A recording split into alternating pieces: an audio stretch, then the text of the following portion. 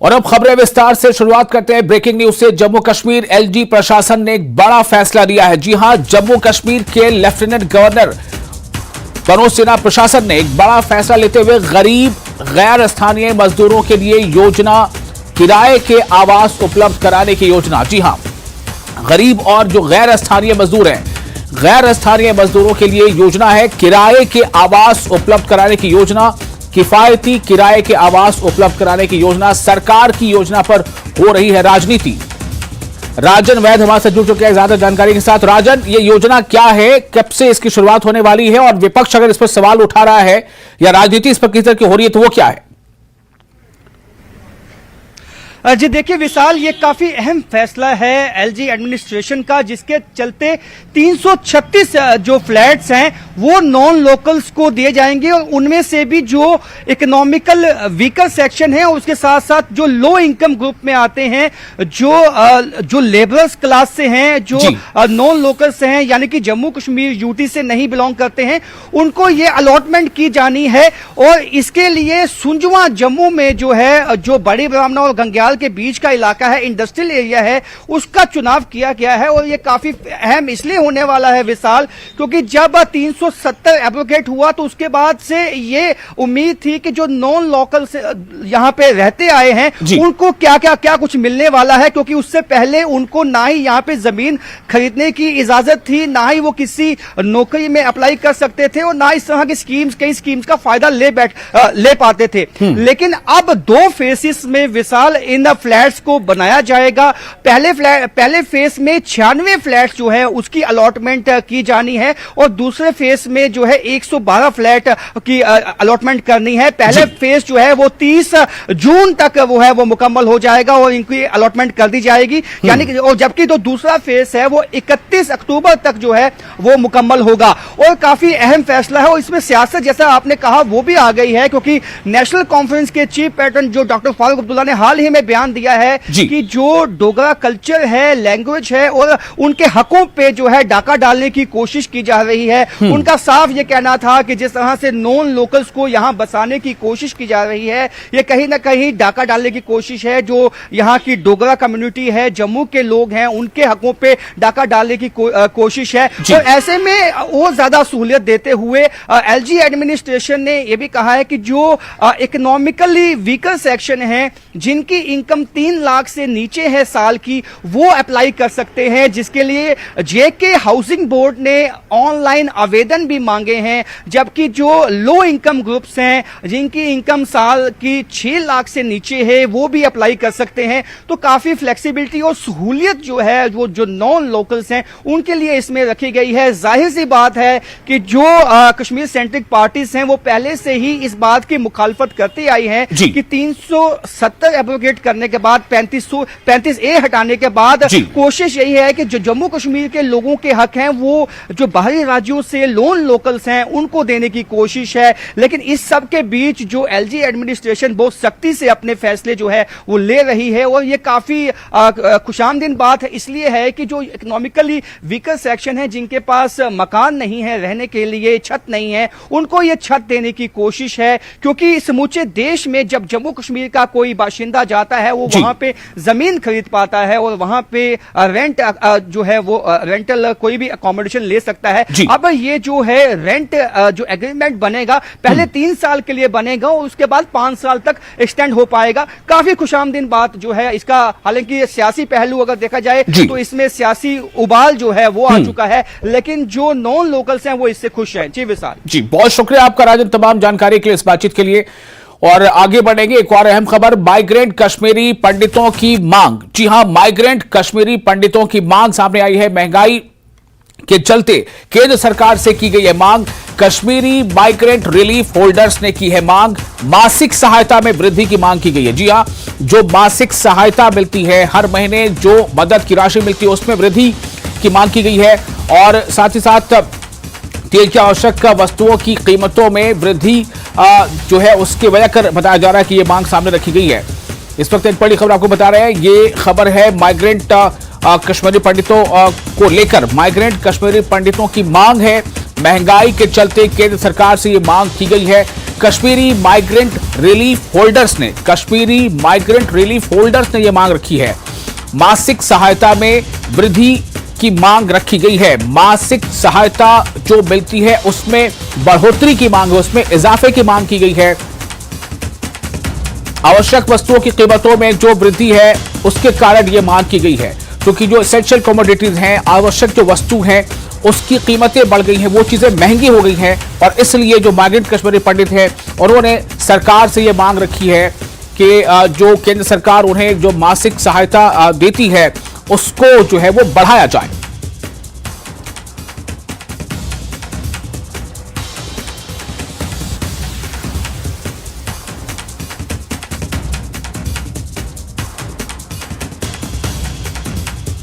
तो माइग्रेंट कश्मीरी पंडितों ने अपनी तरफ से यह मांग रखी है, केंद्र सरकार से यह मांग की है। माइग्रेंट कश्मीरी पंडितों ने मांग ये है कि चूंकि जो आवश्यक वस्तु हैं, जो एसेंशियल कमोडिटीज हैं, उसकी चूंकि कीमतें बढ़ गई हैं, महंगाई की मार है, इसलिए उनकी जो मासिक सहायता है उसमें भी बढ़ोतरी की जाए।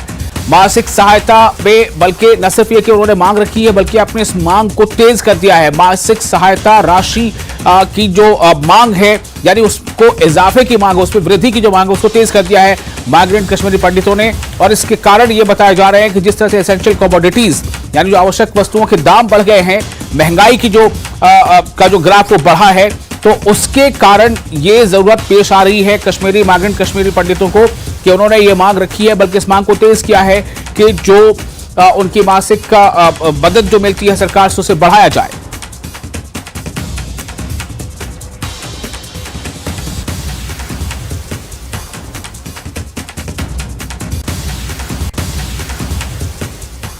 और एक और अहम खबर यहां हिमाचल प्रदेश से है। न्यूज 18 की खबर पर रक्षा मंत्रालय की मोहर लगी है। जी हां, न्यूज 18 ने एक रिपोर्ट दिखाई थी और उस रिपोर्ट पर रक्षा मंत्रालय के फैसले से उस पर मोहर लगती नजर आ रही है। सैन्य छावनी यौल से बाहर हुआ है नागरिक क्षेत्र।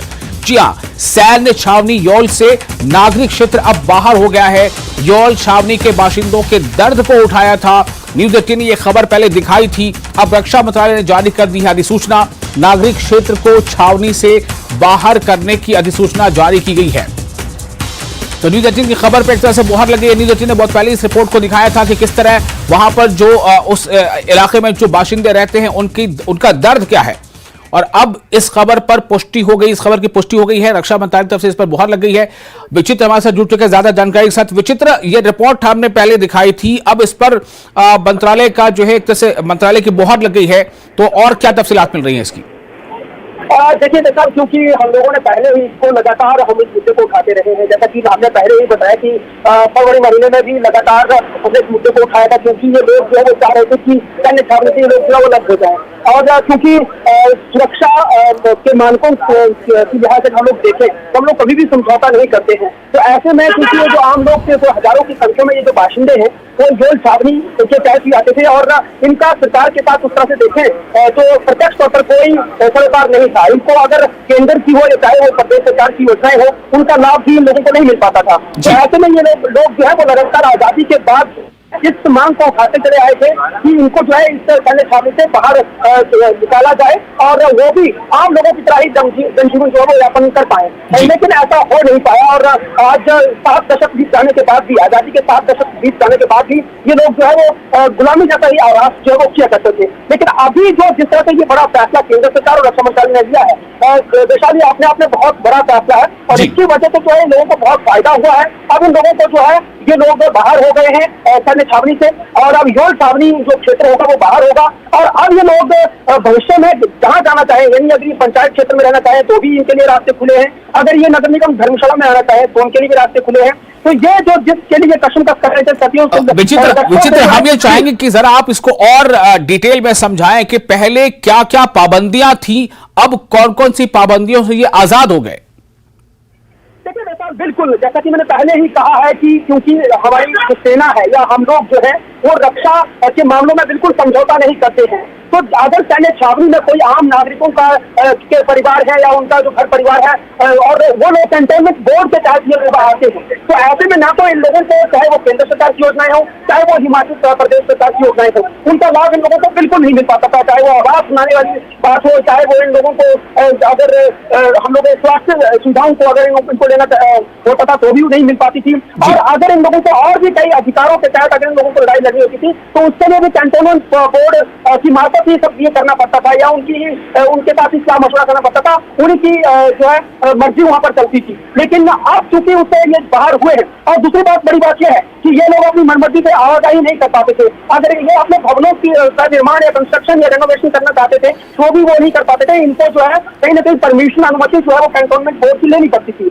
और दूसरा ये कि क्योंकि अगर इनको कोई नाता रिश्तेदार, अगर कोई इनके परिवार में इनके घर में आना चाह रहा है तो भी कहीं ना कहीं जो है उसकी सुरक्षा के लिहाज से जो वो सैन्य छावनी में उनकी पूरी तफसील से उनकी पूछताछ होती थी, उनका बायोडाटा भी लिया जाता था, उनसे यही पूछा जाता था कि कौन लोग कहाँ से आया है और उनका क्या लगता है। तो ये तमाम सारी जो इनके साथ जो वो जांच पड़ताल हो सकती थी, तो वो सब तमाम सारी चीजों से ये लोग जो बाहर हो गए हैं। आम जनजीवन इनका रहने वाला है। और दूसरी बड़ी बात कि योल छावनी से ऊपर जितने भी वाहन निकला करते थे वैपाल, वो सबसे सब वाहनों की जो कहीं ना कहीं टैक्स उनसे वसूला जाता था, तो अब वो भी नहीं होगा, उससे रियायत मिलेगी। और अब क्योंकि उनके तुरंत प्रभाव से जो उनको हटा दिया गया है, अब उनकी जो सेवाएं हैं, जो कर्मचारी वहाँ पर तैनात है, तो टोल टैक्स वैरियर जो लगाए गए थे वहाँ पर जो तैनात है उनको जिला अधीश ने अपने कार्यालय में। चलिए, बहुत शुक्रिया आपका विचित्र तमाम जानकारी के लिए। तो जो पाबंदियां थी वो खत्म हो गई है, अब इन्हें बहुत आसानी होगी, चूंकि अब ये कैंटोनमेंट एरिया से आधिकारिक रूप से बाहर हो गए। चूंकि इस रिपोर्ट को पहले न्यूज 18 ने दिखाया था, उस क्षेत्र में रहने वाले यौल जो छावनी है उसमें रहने वाले जो आम नागरिक है उनकी दर्द को दिखाया था, उनकी तकलीफों को दिखाया था कि किस तरह से उनकी परेशानियों का सामना करना पड़ता है। लेकिन अब ये जो रक्षा मंत्रालय से सूचना जारी हुई है उसके बाद अब उनके इस दर्द का निवारण हो चुका है। आगे बढ़ते एक और अहम खबर, केंद्रीय गृह मंत्रालय का बड़ा फैसला। जी हां, केंद्रीय गृह मंत्रालय का एक बड़ा फैसला है। सशस्त्र बलों और सीएपीएफ के कर्मियों के लिए बड़ा फैसला है। सशस्त्र बलों और सीएपीएफ के कर्मियों को गिरफ्तारी से सुरक्षा प्रदान की गई है। अमित शाह की अध्यक्षता वाले केंद्रीय गृह मंत्रालय प्रस्ताव को मंजूरी दे चुका है और जम्मू कश्मीर के कानून, न्याय और संसदीय मामलों के विभाग के साथ चर्चा के बाद यह प्रस्ताव जो है वो मंजूर किया गया है। इस बारे में और ज्यादा जानकारी के लिए हम जुड़ते हैं, अपने साथ जुड़ चुके हैं मौरूफ, हमारे साथ जुड़ चुके हैं ज्यादा जानकारी के साथ हमारे संवाददाता। मौरूफ, इसके क्या डिटेल्स है और कब से इसके लिए कोशिशें चल रही थी और अब ये जो फैसला है इसका क्या असर होगा?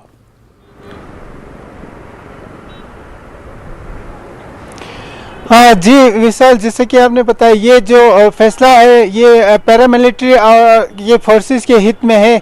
जैसे कि हमारे जो जम्मू कश्मीर यूटी बनने से पहले जो भी सेंट्रल गवर्नमेंट का लॉ है तो वो यूटी जो जम्मू कश्मीर में इन्फोर्स नहीं होता, क्योंकि हमारे आर्टिकल 370 के तहत प्रोटेक्शन था। अब आप यूटी बनने के बाद जो भी सेंट्रल गवर्नमेंट में लॉ इन्फोर्स करता है वो यूटी प्रशासन जम्मू कश्मीर और लद्दाख में भी ये लागू होगा। तो इससे क्या होगा, जो आर्म फोर्सेस, जो आर्मी के लिए तो ऑलरेडी ये सुविधा थी कि उसको डायरेक्ट अरेस्ट नहीं कर सकता है एक्सेप्ट जो रेप एंड मर्डर केस को छोड़ के। तो इसी तरह ये जो लॉ है, आप ये लद्दाख में जो आरटीबीपी है या पैरामिलिट्री फोर्सेस जो भी सीआईएसएफ या एसएसबी, उनको भी आप डायरेक्ट अरेस्ट नहीं कर सकते जब तक जो क्राइम हीनियस हो, जब रेप और मर्डर को छोड़ के। तो ऐसी स्थिति में जो आर्म फोर्सेस के लिए एक प्रोटेक्शन जो होम मिनिस्ट्री की तरफ से ये किया गया है। जी विशाल जी, तो आप मौरूफ क्या देखते हैं कि इसका असर क्या पड़ सकता है आने वाले दिनों में? अब चूंकि ये एनफोर्स हो चुका है तो इसका असर क्या पड़ सकता है?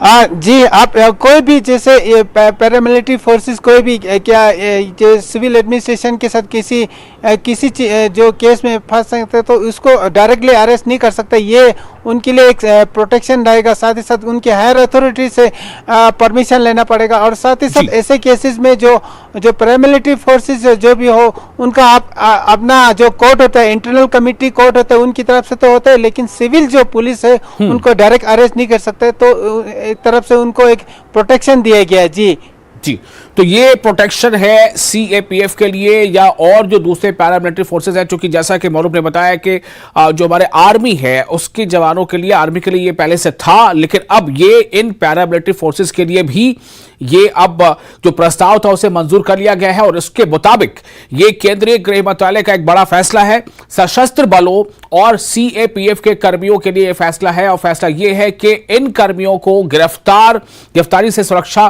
प्रदान कर दी गई है। अमित शाह की अध्यक्षता वाले केंद्रीय गृह मंत्रालय प्रस्ताव को मंजूरी दी गई है। जम्मू कश्मीर के कानून, न्याय और संसदीय मामलों के विभाग के साथ चर्चा के बाद प्रस्ताव को मंजूरी दी गई है। बहुत शुक्रिया आपका तमाम जानकारी के लिए। और इसी के साथ फिलहाल यहां पर एक छोटा सा ब्रेक लेते हैं। ब्रेक के बाद खबरों का सिलसिला जारी रहेगा।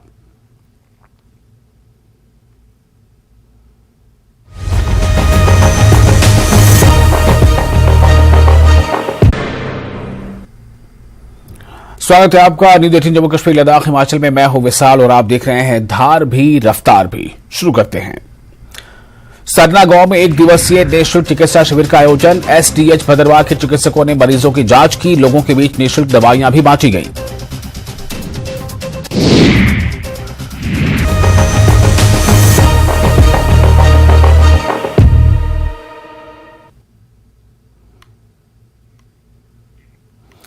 और एक और अहम खबर है, लद्दाख के एलजी बीडी मिश्रा का निर्देश। सभी विभाग प्रमुखों को निर्देश दिया गया है कि जनता के पहुंच से दूर ना रहें अधिकारी। सप्ताह में 3 दिन करें निर्धारित और जनता की शिकायतों को सुनें। ये इस वक्त की एक अहम खबर है।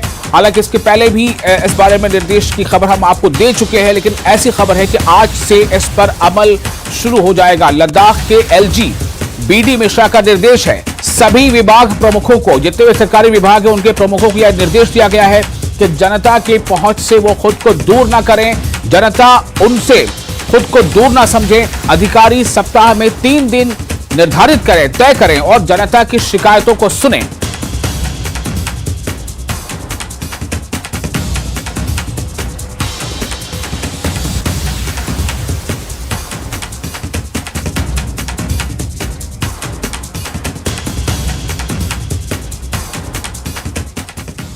और एक और बड़ी खबर कठुआ से। कठुआ में देर रात सड़क हादसा पेश आया है। कठुआ में देर रात सड़क दुर्घटना में जम्मू पठानकोट नेशनल हाईवे पर सड़क दुर्घटना हुई, जिसमें चरवाल के करीब ट्रक और टैंकर की टक्कर हो गई। 4 लोग इस टक्कर में, इस हादसे में, इस दुर्घटना में घायल हो गए। घायलों को हीरानगर अस्पताल ले जाया गया है। कठुआ से ये एक खबर आपको दे रहे हैं, काफी बड़ी खबर है, अहम खबर है। इस वक्त देखिए ये जो तस्वीरें हैं वो उसी जगह की है जब ये टक्कर हुई थी आमने सामने की। इसमें आप देख सकते हैं तस्वीरों में कि ये टक्कर किस तरह से हुई थी। कठुआ में देर रात सड़क दुर्घटना हुई। जम्मू पठानकोट नेशनल हाईवे पर सड़क दुर्घटना। चरवाल के करीब ट्रक और टैंकर की टक्कर हुई। 4 लोग इस पे घायल बताए जा रहे हैं। घायलों को हीरानगर अस्पताल में दाखिल कराया गया है।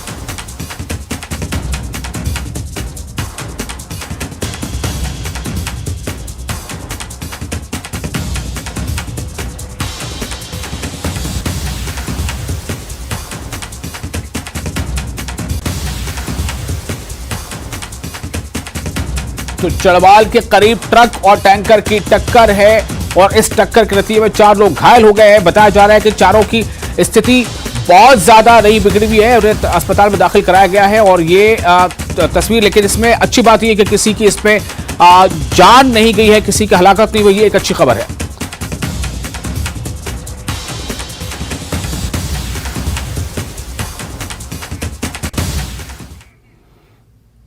और धर्मशाला कांगड़ा में बारिश का दौर। बीते 48 घंटों से रुक रुक कर हो रही बारिश। जी हां, ये खबर हिमाचल प्रदेश की आपको दे रहा हूं।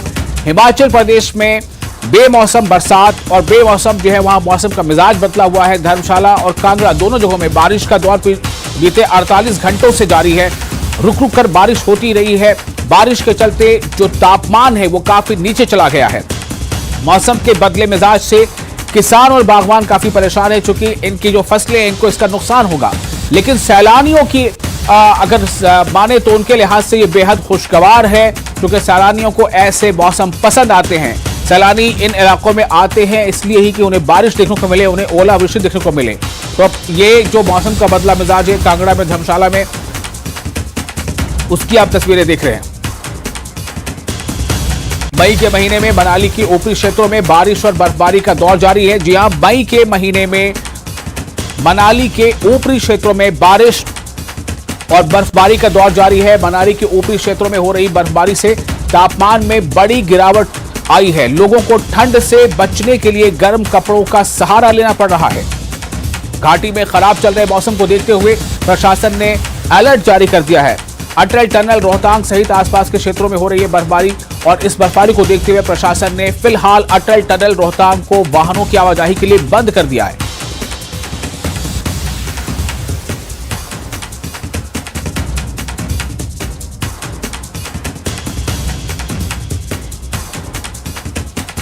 तो ये जो आप देख रहे हैं दो अलग अलग तस्वीरें हैं। एक मनाली की तस्वीर आप देख रहे हैं, दूसरी तस्वीर धर्मशाला की है। दोनों तस्वीरों को देखकर आपको अंदाजा हो सकता है किस तरह से मौसम का मिजाज वहां बदला हुआ है। और ये बिन मौसम बरसात के बिल्कुल उसी जैसा है। जो निचले इलाके हैं वहां बारिश हो रही है, जबकि ऊपरी इलाकों में कहीं कहीं ओलावृष्टि की भी खबरें हैं।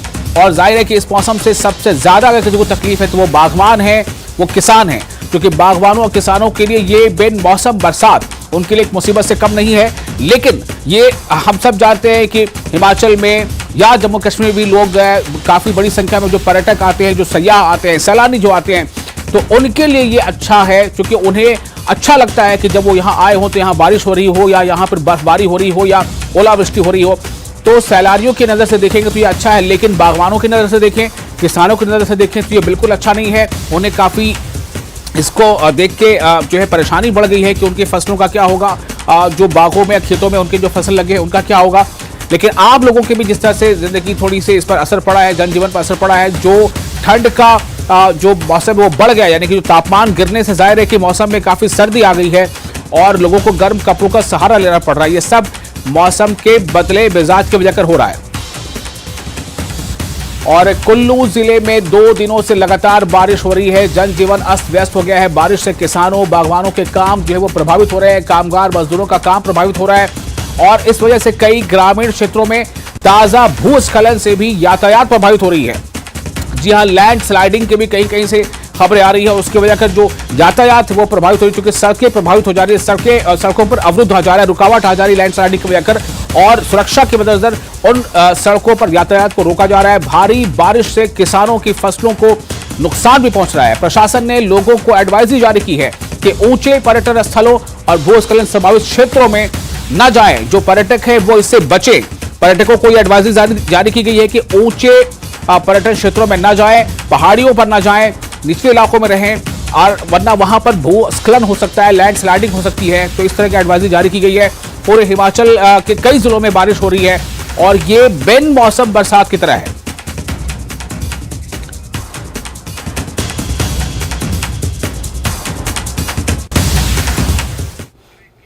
और फिलहाल एक छोटा सा ब्रेक लेते हैं। ब्रेक के बाद खबरों का सिलसिला जारी रहेगा।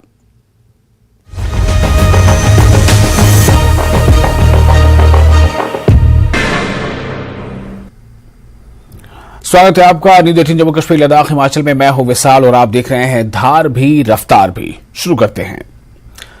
सरना गांव में 1 दिवसीय निःशुल्क चिकित्सा शिविर का आयोजन। एसडीएच भद्रवाह के चिकित्सकों ने मरीजों की जांच की। लोगों के बीच निःशुल्क दवाइयां भी बांटी गई। राजौरी पुलिस ने एक नशा तस्कर को किया गिरफ्तार। पुलिस ने छापेमारी के दौरान उसे किया गिरफ्तार। गिरफ्तार व्यक्ति की पहचान बासिर अली के रूप में हुई है। स्वच्छ भारत मिशन का उद्देश्य खुले में शौच को खत्म करना है। लेके कंपनी में मजदूर खुले में जाते हैं शौच। इस वक्त यूक्रेन को जर्मनी से आईआरएसटी एयर डिफेंस सिस्टम की दूसरी यूनिट मिल चुकी है। जेलेंस्की को अमेरिका से पैट्रियट एयर डिफेंस सिस्टम भी मिल चुका है। और अब जेलेंस्की बता रहे हैं कि रूस के फाइटर्स को मजा चखाने में उनको ज्यादा मेहनत नहीं करनी पड़ी। पुतिन के क्रूज मिसाइल हमलों और ड्रोन अटैक को रोकने के लिए जेलेंस्की का एयर डिफेंस सिस्टम जब खत्म होने की कगार पर था, तब अचानक नाटो ने सप्लाई बढ़ा दी है। ओमन और नीप्रो शहर पर मिसाइल हमलों के बाद राजधानी कीव को जब निशाना बनाया गया, तो यूक्रेन के एयर डिफेंस सिस्टम कैसे एक्टिव हुए, ये उसका वीडियो है। कीव में हवाई हमलों को लेकर कई घंटों तक सायरन बजे और फिर यूक्रेन ने दावा किया कि उसने 18 में से 15 मिसाइल मार गिराई है। हालांकि नेप्रो और सुमे में पुतिन के हमले कामयाब रहे। यही वजह है कि जेलेंस्की की असली डिमांड अब भी F-16 फाइटर जेट है, जिनके जरिए वो रूस से आमने सामने का हवाई मुकाबला करना चाहते हैं। लेकिन ये बात बाइडन ने अब तक पसंद नहीं की है। Це непроста хвиля і для нас, тим не менш, тому що ми розуміємо, що їх наполегливість на полі бою, те, що було на початку, розбите нашими силами. І сьогодні вони вкапуються, як то кажуть, вони роблять оборонні рубежі, тощо. Це буде складно для нас. यूक्रेन का युद्ध इतने खतरनाक दौर में पहुंच गया है कि सब कुछ बहुत जल्दी खत्म हो सकता है, क्योंकि बार बार परमाणु बम की याद दिलाई जाती है। ऐसा अमेरिका भी कर रहा है और पुतिन की न्यूक्लियर फोर्स तो बहुत ज्यादा एक्टिव है। लेकिन अभी हालात ऐसे हैं कि एक तरफ पुतिन नया कसाई तलाश रहे हैं, तो दूसरी तरफ जेलेंस्की को नए फाइटर जेट की जरूरत है। ऐसे में ईसाई धर्मगुरु पोप ने युद्ध को लेकर क्या कहा है, ये बात पुतिन और जेलेंस्की दोनों को बहुत गौर से सुननी चाहिए। I believe that peace is always made by opening channels. You can never achieve peace by closing them.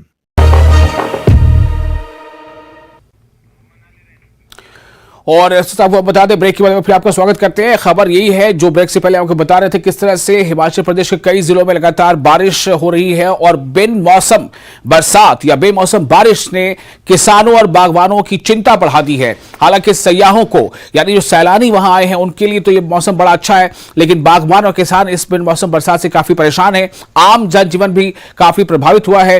लोगों को जो है अपने गर्म कपड़े निकालने पड़े हैं, चूंकि लगातार बारिश से जो रुक रुक कर हो रही है, कई जगहों पर लगातार बारिश हो रही है, इससे जो तापमान है वो काफी नीचे आ गया है। तो ऐसे में न सिर्फ ये कि मनाली, बल्कि कुल्लू, मनाली, कांगड़ा, धर्मशाला, कई ऐसे जिले हैं जहां पर लगातार बारिश हो रही है और ऊपरी इलाकों में जो है वहां ओलावृष्टि भी हो रही है, कहीं कहीं बर्फबारी भी हो रही है।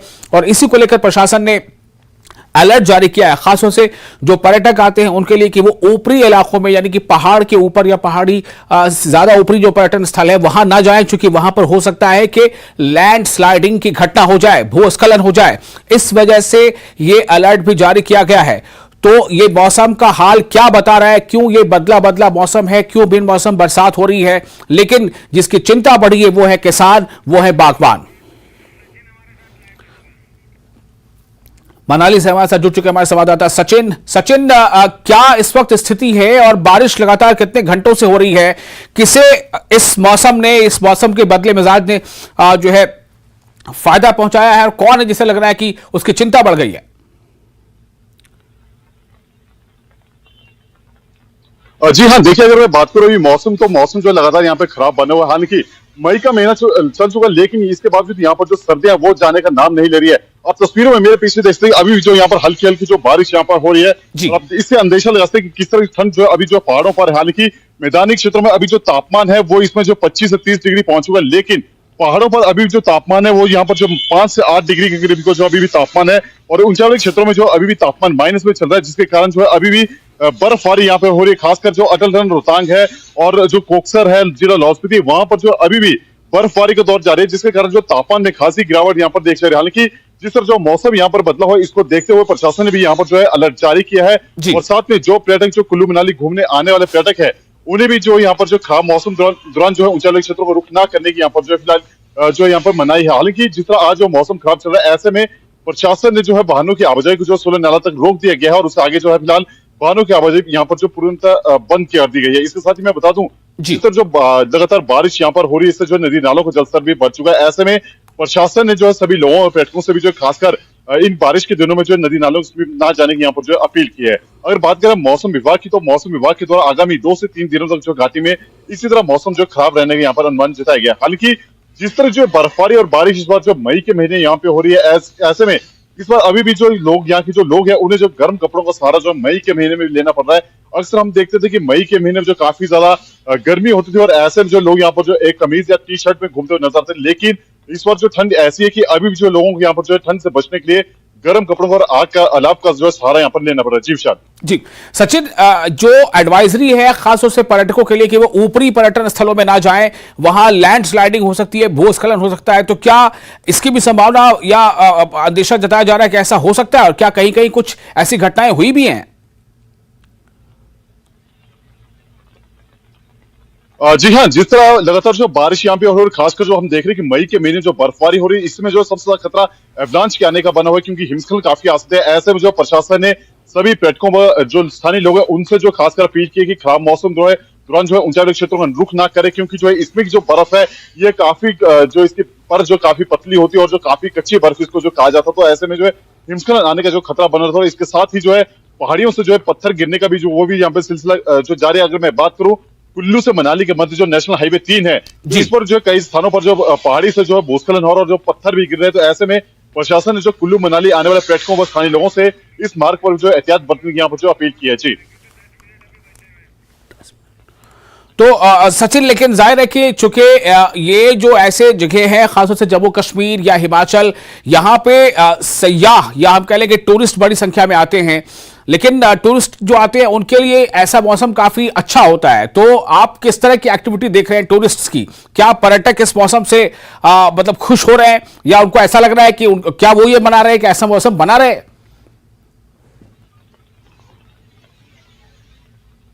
जी हाँ, देखिए बेशक जिस तरह जो पर्यटक जो इन दिनों जैसे टूरिस्ट सीजन अब मनाली में जो शुरू हो चुके हैं गर्मियों का, तो ऐसे में पर्यटक जो काफी संख्या में यहाँ पे आते हैं और इस बार जो है उनके लिए ये मौसम जो काफी जो है यहाँ पर जो सुहावना है, क्योंकि जिस तरह जो बर्फबारी मई के महीने में यहाँ पे हो रही, तो मनाली घूमने वाले पर्यटकों की चाह होती है कि जो लाइव स्नोफॉल उन्हें देखने को मिले, तो उनका सपना जो कहीं ना कहीं जो यहाँ पर जो नजर जो पूरा होता हो जो यहाँ पर नजर आ रहा। लेकिन दिक्कतें बढ़ती जा रही, जो स्थानीय लोग है बागवान है उनकी दिक्कतें बढ़ती जा रही, क्योंकि जो सेब की फसल है, गेहूं की फसल है, लहसुन है, उसको ज्यादा कहीं ना कहीं जो काफी ज्यादा जो है नुकसान यहाँ पे हो रहा है, क्योंकि लहसुन की जो फसल है वो खेतों में पूरी तरह से तैयार हो चुकी है। इसके साथ ही गेहूं की जो फसल है वो भी जो खेतों में पूरी तरह से यहाँ पर जो तैयार हो चुकी है। लेकिन जिस तरह जो बारिश यहाँ पे हो रही है, तो ये बारिश जो है कहीं ना कहीं उन फसलों की जो काफी नुकसानदायक है। लेकिन पर्यटक जो है वो काफी खुश है, क्योंकि उन्हें जो मई के महीने में भी जो है यहाँ पर बर्फबारी के दीदार हो रहे, खासकर जो लाइव स्नोफॉल है वो उन्हें यहाँ पर जो मई के महीने में जो देखने को मिल रहा है। ऐसे में पर्यटकों के लिए तो कहीं ना कहीं ये मौसम जो काफी बेहद जो है सुहावना उनके लिए, लेकिन जो लोग हैं स्थानीय किसान बागवान है उनके लिए ये मौसम कहीं ना कहीं जो दिक्कतें पैदा कर रहा है। जी सचिन, मौसम विभाग या मौसम विज्ञान केंद्र ने आगे क्या इस बारे में अनुमान लगाया है कि मौसम आगे आने वाले 2-3-4 दिनों में क्या करवट ले सकता है?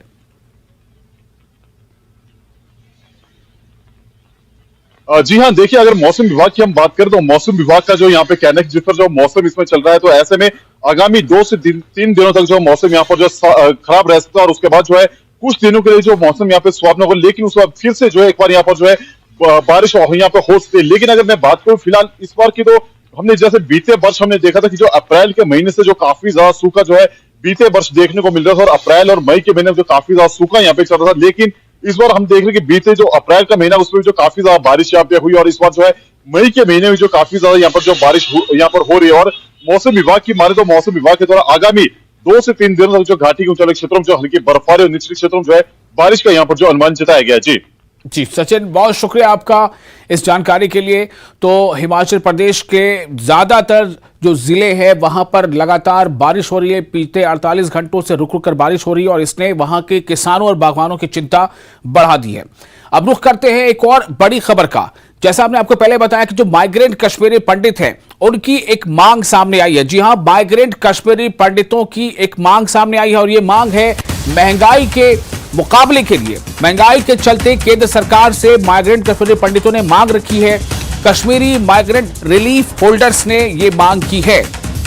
कश्मीरी माइग्रेंट रिलीफ होल्डर्स जो है उन्होंने ये मांग रखी है। उनका कहना है कि मासिक सहायता में वृद्धि किया जाए, मासिक सहायता में इजाफा किया जाए, क्योंकि आवश्यक वस्तुओं की कीमतों में लगातार जो है बढ़ोतरी हो रही है। कीमतें बढ़ गई हैं एसेंशियल कमोडिटीज की, आवश्यक वस्तुओं की, जिसके नतीजे में ये महसूस किया जा रहा है जो माइग्रेंट कश्मीरी पंडित हैं, जो रिलीफ होल्डर्स हैं, उनकी तरफ से कि जो सहायता राशि है उसको बढ़ाया जाए। मनोज कौल जुड़ चुके हैं हमारे साथ ज्यादा जानकारी के साथ। मनोज, ये मांग क्या है और क्यों है?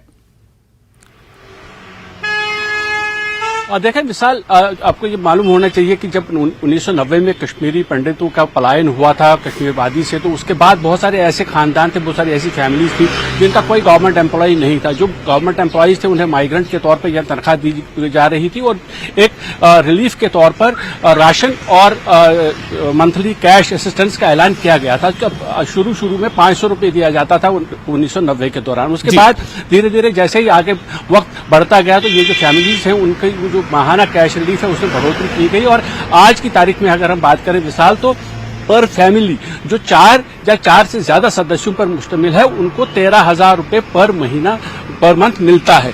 लेकिन ये जो वृद्धि हुई थी आज से 5 साल पहले 2018 में इस कैश असिस्टेंस में इजाफा किया गया था, उसके बाद से कोई इजाफा नहीं किया गया है। तो लगातार जिस तरह से हम देखते हैं कि महंगाई की जो मार है वो हर आदमी झेल रहा है और ये माइग्रेंट्स जो हैं, जो रिलीफ होल्डर्स हैं, उनका लगातार ये कहना है कि जिस तरह से महंगाई बढ़ रही है उसी हिसाब से उनकी जो माहाना रिलीफ है, कैश असिस्टेंस है, उसमें बढ़ोतरी की जाए। उनकी डिमांड ये है कि इस तरह से महंगाई बढ़ी है तो उस हिसाब से लगभग 25,000 के करीब प्रति माह उन्हें कैश असिस्टेंस दी जाए। कई वर्षों से हम ये कह सकते हैं, पिछले 2-3 वर्षों से लगातार ये डिमांड की जा रही है कि इसमें इजाफा किया जाए, क्योंकि जो खर्चा है वो पूरा नहीं हो पाता। उनका ये कहना है कि महंगाई के चलते जो एसेंशियल कमोडिटीज हैं उनके दाम बढ़ गए हैं, जो एजुकेशन का खर्चा है उनके बच्चों का वो काफी बढ़ गया है। लिहाजा वो लगातार ये डिमांड करते हैं सरकार से लोग गुहार लगा रहे हैं कि जो मंथली कैश असिस्टेंस है उसमें बढ़ोतरी की जाए। हालांकि कुछ पहले लगभग 6 महीने पहले ये खबर आई थी सोर्सेज से, ये कहा गया था कि जो जम्मू कश्मीर रिहेबिलिटेशन कमिश्नर जो है यहाँ के माइग्रेंट्स के, उन्होंने एक फाइल भेजी थी केंद्र सरकार को, मिनिस्टर ऑफ होम अफेयर्स को, जिसमें ये कहा गया था कि जो एक प्रपोजल दिया गया था कि ये कैश असिस्टेंस को बढ़ाया जाए, लेकिन उसके बाद से उस पर कोई कार्रवाई फिलहाल अभी तक नजर नहीं आती है और लगातार ये डिमांड बढ़ रही है कश्मीरी माइग्रेंट्स की तरफ से कि उनकी कैश असिस्टेंस जो है उनको बढ़ाया जाए। जी, मतलब आप ये कहना चाहते हैं कि 5 साल हो गए हैं जब पिछली बार इसमें बढ़ोतरी की गई थी, 2018 के बाद से लेकर 2023 अप्रैल तक में कोई इसमें एक पैसे का भी इजाफा नहीं किया गया। मेरा सवाल अब यह है कि इन 5 सालों में जाहिर है बहुत सारी चीजें ऐसी हैं जो महंगी हो गई, खासतौर से हालिया सालों में, जैसा आप बता रहे हैं कि जो एसेंशियल कमोडिटीज है उनकी कीमतें बढ़ गई हैं, जो जरूरी सामान उनकी कीमतें बढ़ गई, वो महंगी हो गई और उस वजह से जो ये रिलीफ होल्डर्स इन्हें लग रहा है कि इनके पैसे अब नाकाफी हो रहे हैं। मनोज, मेरा सवाल अब यह है कि ये जो कश्मीरी माइग्रेंट रिलीफ होल्डर्स हैं, क्या ये सिर्फ जम्मू कश्मीर के हद तक हैं या फिर इनका ये जो दायरा है ये और भी कई जगहों पर है, और क्या उन सबके लिए ये मांग है? जी देखिए विशाल, जो माइग्रेंट्स है, माइग्रेंट्स की जो प्रेजेंस है वो सिर्फ जम्मू कश्मीर में नहीं है, जम्मू रीजन में ज्यादा है अगर हम बात करें बाकी देश के बाकी हिस्सों के मुकाबले में। उसके बाद दिल्ली में काफी माइग्रेंट्स है, अलग अलग देशों, अलग अलग राज्यों में जो कश्मीरी पंडित माइग्रेंट्स रह रहे हैं, उन सबकी ये डिमांड है कि जिन्हें ये कैश असिस्टेंस दी जा रही है उसमें बढ़ोतरी की जाए, क्योंकि जिस तरह से महंगाई बढ़ रही है उनके जो खर्चे हैं रोजमर्रा के वो पूरे नहीं होते, वो चाहे जम्मू कश्मीर में रह रहे हों या जम्मू कश्मीर से बाहर दिल्ली या बाकी राज्यों में रह रहे हूं। सब कश्मीरी पंडितों की ये डिमांड रही है कि उन्हें जब तक उन्हें वापस कश्मीर जाने के लिए वो माहौल पैदा ना किया जाए, जब तक कि वो अपने घरों को वापस ना लौटें, उनकी जो मंथली कैश असिस्टेंस है उसमें बढ़ोतरी की जाए। और जैसे मैंने पहले कहा कि जो 13,000 रुपए आज प्रति फैमिली मिल रहा है, वो 4 या 4 से ज्यादा जो सदस्य हैं जिनको उनका ये कहना है कि इस रिलीफ को कम से कम 25,000 रुपए प्रति माह किया जाए, ताकि उनके जो रोजमर्रा की जो जरूरतें हैं वो पूरी हो जाए, एजुकेशन का खर्चा पूरा हो और बाकी जो जरूरी अखराजात होते हैं घरों में, खानदानों में, उनमें उन्हें कैश की कमी ना हो। और लगातार यही डिमांड है, चाहे वो जम्मू कश्मीर में रह रहे हो या बाकी राज्यों में जो कश्मीरी पंडित माइग्रेंट्स या कश्मीरी मुस्लिम माइग्रेंट्स भी उसमें शामिल हैं, कुछ सिख भी हैं जो माइग्रेशन कर गए थे, जिन्हें बाजी छोड़ना पड़ी थी। तो जितने भी माइग्रेंट्स हैं कश्मीरी, उनकी ये डिमांड है कि इस रिलीफ को कम से कम 25,000 रुपए प्रति माह किया जाए। लेकिन मेरा अब अगला सवाल ये होगा मनोज, क्या इससे पहले जब भी, जैसे आपने बताया कि जब शुरुआत हुई थी तो 500 रुपए माहाना से हुई थी, 500 रुपए माहाना से शुरुआत होकर ये 13,000 रुपए माहाना तक गई है, तो क्या हर बार इसी तरह से उनको अपनी आवाज उठानी पड़ती है तब जाके कुछ उनके उसमें असिस्टेंस में इजाफा होता है, या फिर इसका कोई प्रोसेस है?